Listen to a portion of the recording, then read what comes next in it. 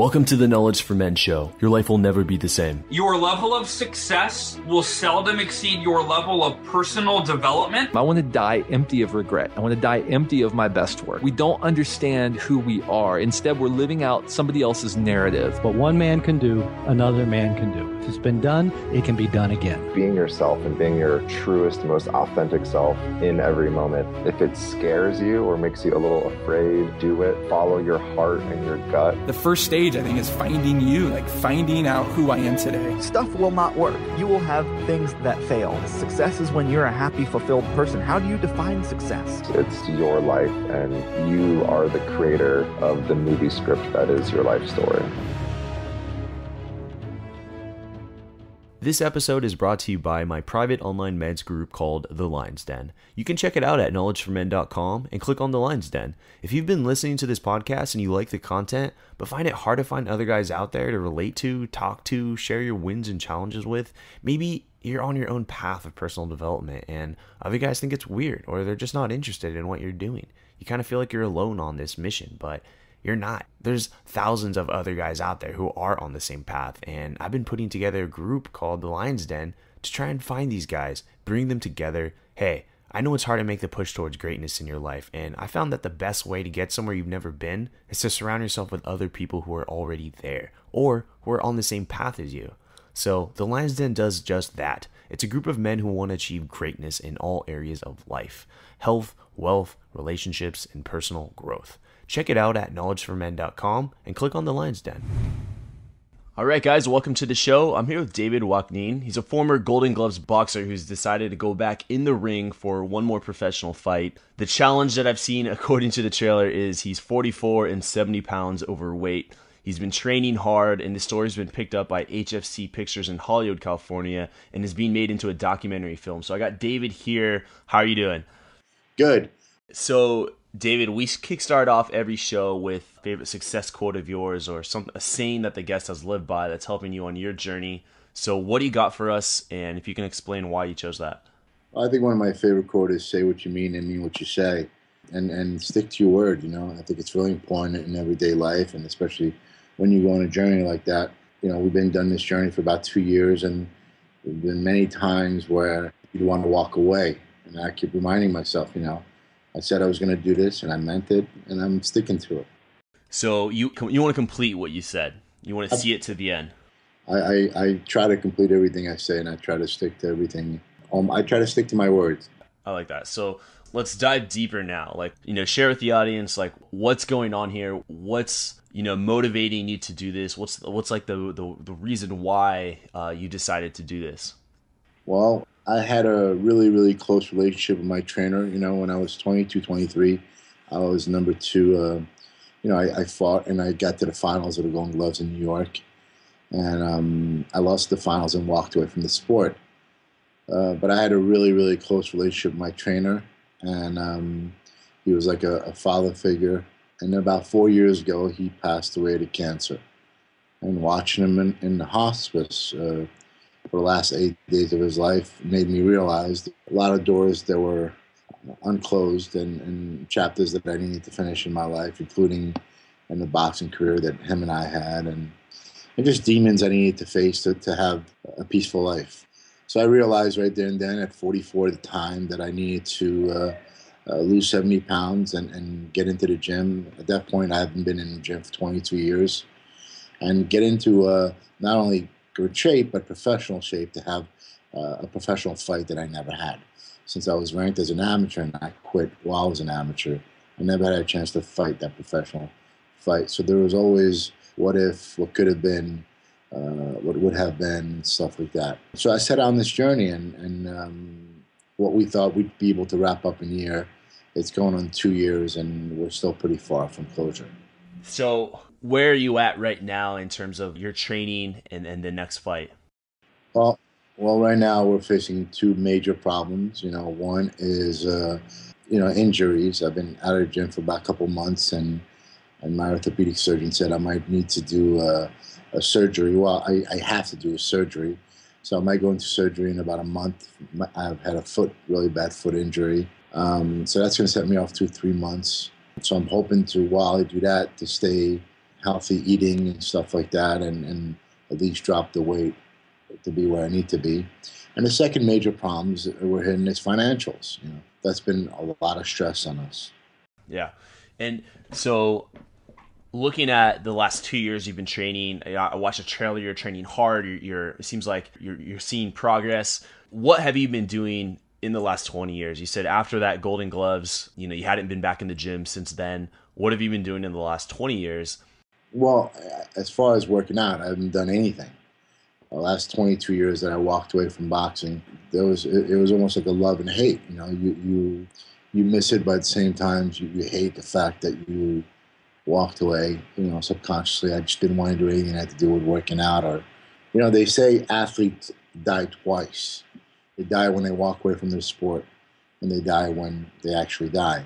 And that's what I felt like. So anything to do with working out or anything like that, I wanted nothing to do with. So for the last 22 years, I've just been going on in my life, eating badly and basically not working out at all. And with this new goal that you've set about 2 years ago, do you feel like you're like just more alive? Like you have this goal, you're going to complete something that you set out to complete, and you're going through all the training, all the challenges and hardships. Do you feel like you're just like living, you're more alive, you're kind of living on the edge right now? I do. I mean, you have some really, really dark days and you have some really positive days. But overall, of course, you feel more alive. You feel like, you're back in the gym, you're working out, even if I'm not working out now, I still try to hit the sauna. And if I can get on the elliptical or swimming, I try to do whatever I can while I'm injured. Yeah. But when I wasn't injured, of course, you feel on fire. You're back in the boxing gym, you're doing hard work, your mental state is great. But again, this journey is really, really hard. It's not only, it's probably 20% physical and 80% mental, which is a lot like boxing is. So it's been really difficult. The mental journey has been extremely different. There's a lot of demons that I had to face, family, food addiction. There's many things that I need to face that can make your days really dark. How do you handle those dark times? And what are you doing to keep your head up when probably I would assume a lot of people are telling you that you shouldn't do this and that you're hurting yourself, yeah, and you should be like looking at your career and stuff like that? Yeah, unfortunately, I regress to eating badly, pizza, Cokes, and just shutting myself down and being at home and not allowing anybody in and just watching movies and just basically going to isolation. I've done that for so many years. Even though it's really not that healthy, that seems to be my to-go place and my safe zone. And stress is a major factor. And again, 2.5 years ago, I quit everything. I stopped taking any jobs. I stopped doing everything, and because of that, I ran out of all my funds, and I've put myself in $125,000 in debt and credit cards to go on this journey. So that's been really, really hard as well. When you have to worry about your next rent and where your next bill money is going to come from, it's really hard to stay focused as a subject matter or even a filmmaker. Yeah. What's common feedback that you're hearing from others? What are other people telling you, and how are you handling that? There's some people feel, wow, I can't believe you're able to handle the stress, and I can't believe you're not going crazy. And inside me, I am going crazy. But there's also the other feedback where, please don't go back into food. I'm seeing you self-destroy yourself. I'm seeing the self-destructive come out again. So there's double feedback. The idea is to just try to stay as positive as possible and try to override the dark days. And the end will be great. I will go on this journey. I will conquer all these odds, and God willing, the result will be great. Yeah. So what's your, with all of this happening, it's like, you're trying to train. So what's your training schedule look like? Walk us through a typical day in the life of yourself. Well, I'll walk you through a typical day, but keep in mind the last 2 months I really haven't been, I'm heading toward a foot surgery. So I've been injured, so I haven't really been in the gym. But usually what it looks like is you get up about 6 in the morning, you go for about a 3 to 4 mile run, and then you head down to the gym and you box Monday through Saturday. and Monday, Wednesday, and Friday are sparring days. And that's all I've been doing for now. I used to do 2 to 4 workouts a day, but I found it very counterproductive because I felt that I was burnt out. By the time I got to sparring, I was completely burnt out.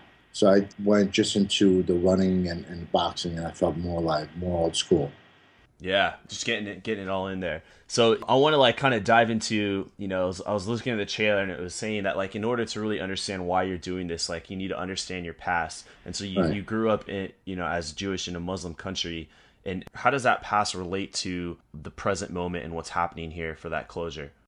Well, I think it's not only being a Jew growing up in a Muslim country, it's also the lack of family support and the lack of closeness. I was never really close to my brothers or my parents. So whenever something really bad happened, the only person I had to talk to was myself. And I think that's when you create demons, that's when you become angry, and that's when there's like an eruption inside you that happens in your teenage years, and you can take it to your adult years, And aside from that, you build a lot of insecurities, and I think that was the reason why I walked away from boxing. No matter what people said, and no matter how people thought I could have been champion. We interviewed world-class trainers lately that said if I stuck around, I could have been a champion. But that's not really important when you don't believe in yourself. No matter how many wins I had, no matter what happened, if you don't believe in yourself, there's nothing that can make you believe. So I think that the worst part about my childhood is creating all these insecurities and having no one to go to, and obviously growing up a lot of anger and hatred at a very young age as a child, and not understanding why, just because you're from 2 different religions, just doesn't make, today it completely doesn't make sense to me. And I've overcome this anger and hatred, and I realized that no matter what religion, race, gender, country, continent we're from, there's good and bad people everywhere we go. Right. What are some of the biggest lessons you've learned from that experience? Well, obviously, you become very, very streetwise at a very, very young age. By the time I was 12, I was extremely streetwise. So moving to New York and being around Brooklyn was like nothing for me, because Casablanca makes Brooklyn look like a playground. So, I was extremely streetwise, and the common sense was extremely high. But you also, you learn things that are a blessing and a curse at the same time, in a sense where you learn to isolate yourself, you learn to count on yourself. But then the curse about that is that you can't open up to anyone, and you can't really trust anyone, and you can't really fit in. So you create your own world, and you become this leader of your own world. And it's kind of lonely because you want to be able to somewhat fit in. The blessing of it is that you don't really need anyone in your world. You feel like the only person you need is yourself, and that's who's going to heal you. Yeah, so you're just very conscious of yourself. What advice would you give to someone who wanted to also go back and complete something that wasn't finished from their past? Well, I think the first thing to do is to, no matter what's going on in their mind, to just get up and do it, Take the first step out. And the universe has a way of turning around and helping the person to do it. And surround yourself with a good team, or just get up and do it. Get up and just do it. And I know it's really hard to say. It's harder to say than to do it, but you have to make the first step. Look, I'm 2 years in, and I'm still struggling every single day. But the end goal is going to be tremendous. And along the way, you're inspiring and moving a lot of people, and you're changing your life completely. Yeah, I think that's really powerful right there. And just all too often, like I was actually just interviewing another guy, and he was talking about how he always wanted to play the guitar, and he's 45 years old, and he never got to experience playing a guitar in front of a crowd. So he went back and started taking guitar lessons, and that's what he was doing. Not as compelling, but it's just that idea of not forgetting the things that you wanted to do and completing what you wanted to do when you were younger, and making it happen for yourself regardless of your age. Absolutely. And it doesn't matter what it is, it doesn't, if it's guitar or whatever it is. I think just getting up and doing it and fulfilling that, I think will really revive you in a sense. And along the way, again, you're inspiring people, because there's so many people out there that are stuck in a rut and just don't know how to get out of it, or feel they don't deserve it.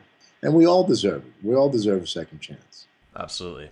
So you mentioned your six figures in debt with this challenge. What are some things that you're doing? I see that you have this documentary film happening here to make this financially possible for yourself.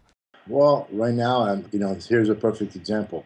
I'm in a position where I have to go and ask to borrow money, where for 45 years I didn't know how to ask, or nor did I ever want to, So that's a huge step. In a way, I almost feel like this had to happen for me to be able to feel like, I don't know, was it that I felt unworthy?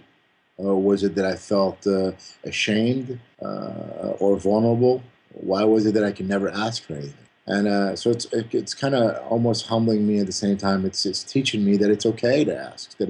Would I do it for them? Absolutely. Am I worthy? Absolutely. Is this journey worthy? Absolutely. So along the ways, I'm learning things, and at this point, I'm kind of borrowing money to survive the next 3 months. And we are talking to many different distribution companies. Thank God, there's been a lot of interest over this journey, and it's weird. It's something that I set out to do for 250,000, and became 5-6 times bigger than that, and it became a huge thing. We shot in 5 countries. We're getting emails left and right from different people around the world that are inspired by watching teasers, and every company that we meet, the response have been really, really good. So I'm hoping something happens along the way and get rid of this financial stress and just concentrate on being a professional athlete. That's extremely hard for me as it is. It's hard for anybody. But me as a 45-year-old, with many past and current injuries, it's extremely hard to concentrate on just becoming a professional athlete, not including or isolating my food addiction. Unfortunately in America, and the rest of the world is following us, we have such a high sugar diet. It's like everywhere we go, it's full of sugar. Every aisle we walk in, it's sugar things. So we get these crazy, amazing cravings for sugar, and it becomes just as addictive as any other drug out there.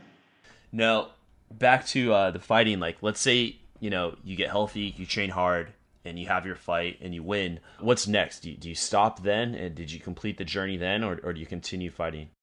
No, I completed the journey there. I mean, this was never about me boxing. The boxing was a metaphor to completing this task and to have that one fight so I can stop fighting mentally and physically for the rest of my life. Because I get up every day and I have like a war inside of me.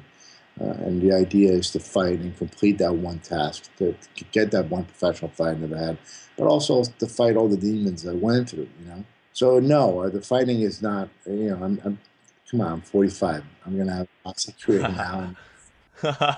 Well, what if you do really well? Everyone's like, well, who is this? Yeah.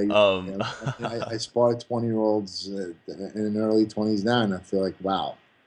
No, I'm realistic. At the end of the day, I was blessed to be a filmmaker, which facilitated my way of telling this story. And just so you know, this story is 100% true. There's no reenactments, none of that crap. I was just blessed that the last 15 years I was in the entertainment business, and I was fortunate enough to learn the trade, to be able to facilitate the story and share with the rest of the world. Well, hopefully after this, I'd like to continue as a filmmaker and do films that will help the mass and inspire people. I'm wondering, how do you, because you said you're sparring guys in their 20s, how do you feel today? I know you're injured, but like maybe 2 months ago when you were healthier versus 5 years ago in terms of just your health. Oh, completely different. I mean, the ability to go 3 rounds sparring, unbelievable. The ability to go 1 round sparring and is unbelievable. I mean, obviously, I haven't reached a point yet where I am, my timing is there, my weight is there, everything is there to really feel up to par, even at my age.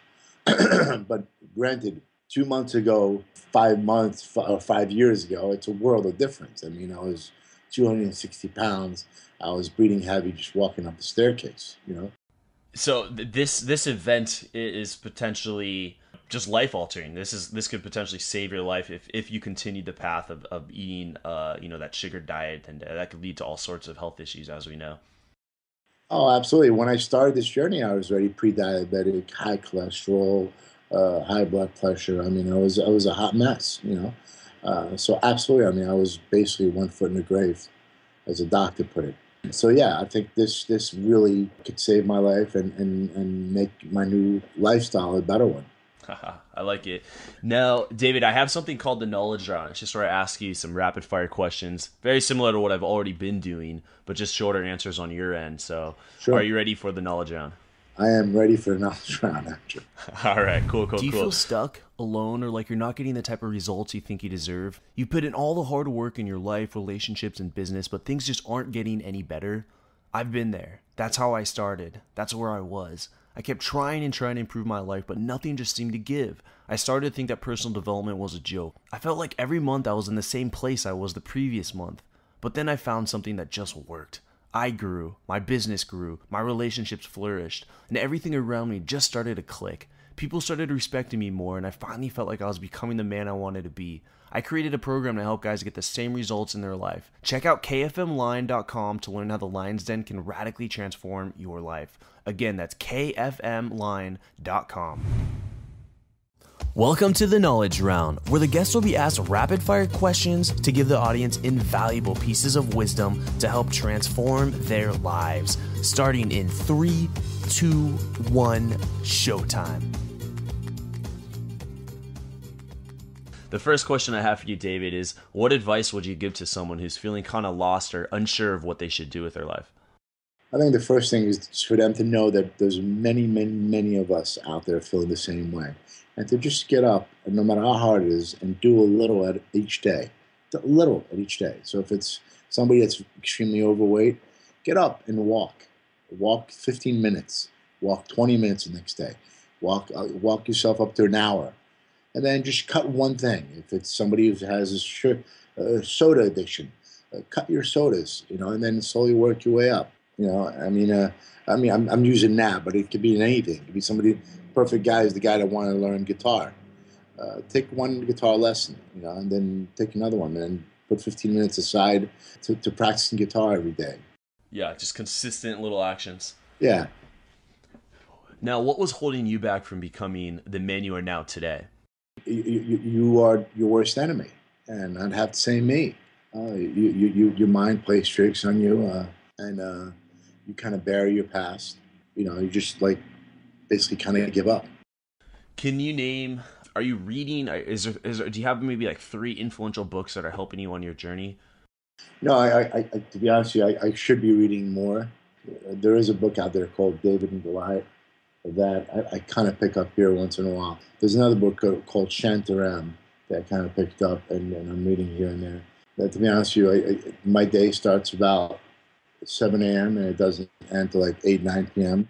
So by the time it ends, I'm burnt. I really don't want to do except maybe watch some TV, then go to bed. All right. And now I have a scenario here for you, David. Imagine you had 60 seconds with your 20-year-old self. What would you tell him to do, and what would you tell him not to do?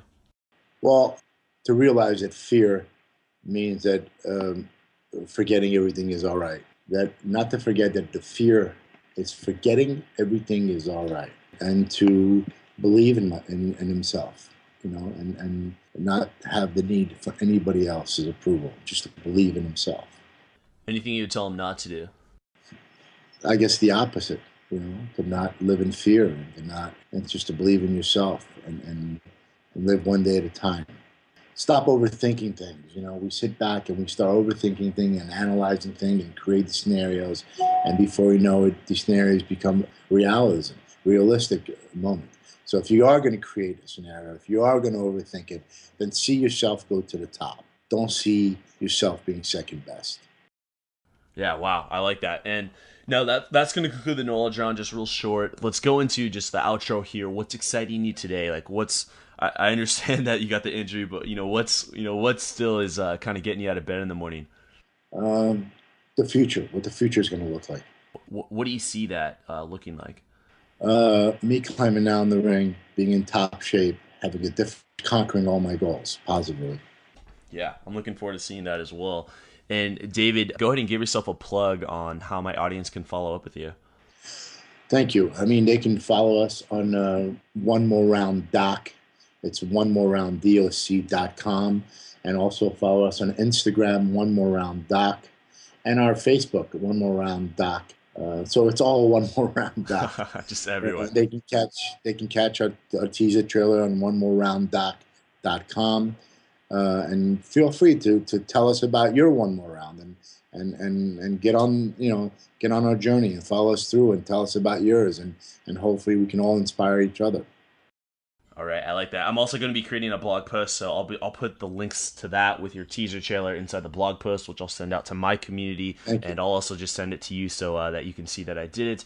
But man, I'm really excited for what you're doing. I can't wait to see you get back in recovery, back in the gym, and start training, and to see this all happen. So, David, thank you for your time. I appreciate it. And thank you so much. All right, take care, David. Have a good one. You got it. Thank you for listening to the Knowledge for Men podcast. Hundreds of interviews and 1 million downloads later, we're continuing to build an international movement, and we've just started. So if you enjoyed this episode, go ahead and leave a review in iTunes. It really helps to grow the podcast. Guys, 2015 is the official year of living with purpose, where every day you do only the things that matter to you. You wake up, live with purpose, and take massive action towards the life you want. Check out kfmfree.com to get free tools I've created to help you crush life. Again, that's kfmfree.com. This is your host, Andrew Farabee, and I'll see you in the next episode.